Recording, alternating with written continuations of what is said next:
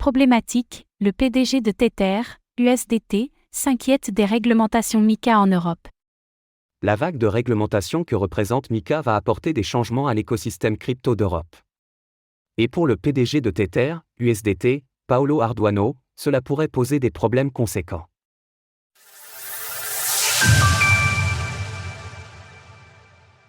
MiCA pourrait mettre des bâtons dans les roues de Tether en Europe. Paolo Ardoano a plusieurs fois signifié sa méfiance du nouveau cadre réglementaire qui arrive en Europe, baptisé Market in Crypto Assets, MiCA. En avril dernier, il avait estimé que les régulations poseraient de sérieux risques pour les stablecoins régulés dans le ME. Le temps presse. Plusieurs plateformes d'échange ont en effet évoqué l'éventualité d'un delisting des stablecoins qui ne se plieraient pas aux règles. Mais pour Paolo Ardoano, les règles ne sont pas appropriées, comme il l'expliquait auprès de nos confrères de The Block. Ces obligations pourraient non seulement rendre l'activité des émetteurs de stablecoins très complexe, mais elles pourraient aussi rendre les stablecoins ainsi régulés extrêmement vulnérables et plus risqués à opérer. Une question de réserve de capitaux. Ce sont notamment les réserves de capitaux censées adosser l'USDT qui posent problème au PDG de Tether. La réglementation prévoit en effet que tous les stablecoins soient adossés au ratio 1:1, uniquement avec des espèces. Pour Paolo Ardoano, cela n'est pas approprié.